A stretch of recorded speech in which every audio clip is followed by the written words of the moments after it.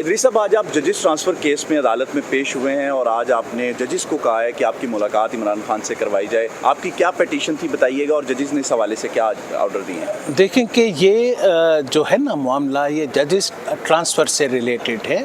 आपको याद होगा कि कुछ जजेस जो हैं वो ट्रांसफ़र हुए थे from Lahore, Sindh and Balochistan to Islamabad high court. तो मेरे नज़दीक जो ट्रांसफ़र है वो परमानेंट बेसिस पे नहीं हो सकती है, तो लिहाजा मैंने इसको चैलेंज किया था बिफोर द कॉन्स्टिट्यूशनल बेंच। उसमें दो लोगों को मैं रिप्रेजेंट कर रहा था। एक राजा मकसद थे जो कि सुप्रीम कोर्ट के वकील हैं, और दूसरे इमरान खान न्याजी थे कि जो बानी हैं या जो फाउंडर हैं पीटीआई के, उनको मैं रिप्रेजेंट कर रहा था। तो हुआ क्या कि जब फैसला आया तो दो जजेस ने कि जो इम्प्यूग्ड नोटिफिकेशन था उसको सेटिसाइड कर दिया, लेकिन तीन जजेस ने उसको अपहोल्ड किया, लेकिन इस अंदाज में कि जी प्रेसिडेंट जो है वो बताए कि ये ट्रांसफ़र जो है वो परमानेंट है या ये ट्रांसफ़र जो है वो टेम्पररी है। इसको मैंने इस फैसले को आईसीए में चैलेंज किया है। तो आज जो है वो केस फिक्स हो गया। इस पे अभी मुझे एडिशनल ग्राउंड्स लेना है, चूँकि जो मैंने आईसीए फाइल की थी वो शॉर्ट ऑर्डर्स की बुनियाद पे की थी।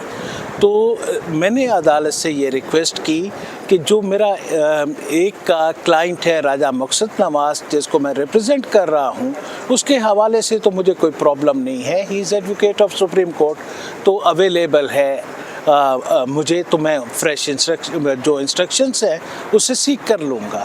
लेकिन जो मेरा दूसरा क्लाइंट है वो चूँकि इनकार्सनेटेड है इन अडयाला जेल, तो वहाँ पे वो मेरी रिक्वेस्ट तो अडयाला जेल वाले एंटरटेन नहीं करेंगे। आप एक ऑर्डर इशू करें कि वो मेरी मुलाकात करवा दें, ताकि मैं जो है वो फ्रेश इंस्ट्रक्शंस उनसे सीख कर लूँ और एडिशनल ग्राउंड्स जो हैं वो फाइल कर दूँ। इस पे जजेस ने कहा नहीं, ये आप जाने, आपका काम जाने, ये हमारा काम नहीं है। मैंने कहा कि मामला चूँकि आपके पास पेंडिंग है, in the interest of complete justice आप ऐसा कर सकते हैं, इसमें कोई हर्ज नहीं है। मैं इंस्ट्रक्शंस उनसे मुलाकात करके सीख कर लूँगा और मैं जो है वो एडिशनल ग्राउंड्स फाइल कर दूँगा। और ये भी मुझे इंस्ट्रक्शन सीख करना है कि जो पोस्ट सिनारियो सिचुएशन है after the passage of 27th amendment, आप क्या चाहते हैं, मुझे क्या करना है इस सिलसिले में, क्या मुझे केस को आर्ग्यू करना है या व्हाटएवर, वो मुझे इंस्ट्रक्शंस देंगे। तो मुझे तो एज वकील अपने क्लाइंट की इंस्ट्रक्शंस को फॉलो करना है ना। ये मेरी रिक्वेस्ट, जो ऑरल रिक्वेस्ट थी, ये अदालत ने टर्न डाउन कर दी। देखें कि अब 27th कॉन्स्टिट्यूशनल अमेंडमेंट जो है वो आइन का हिस्सा है, तो जो आइन है हमें उसी आइन को लेके आगे चलना होगा, चाहे मैं उसके जितना भी ख़िलाफ़ क्यों ना हूँ। मेरा ये व्यू है कि ये जो कॉन्स्टिट्यूशनल कोर्ट है इसकी कतई ज़रूरत नहीं थी।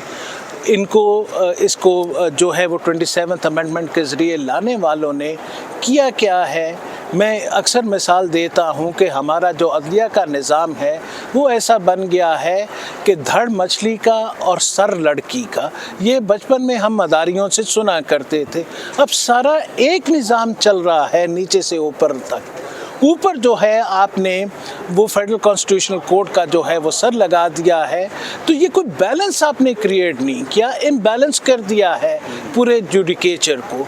तो इसके सख्त खिलाफ हूँ, इसके लिए पॉलिटिकल स्ट्रगल भी करूँगा, सारा कुछ करूँगा। लेकिन मैं इस व्यू का भी हमायती नहीं हूँ कि अदालतों के पास इख्तियार है कि वो किसी कॉन्स्टिट्यूशनल अमेंडमेंट को स्ट्राइक डाउन करें।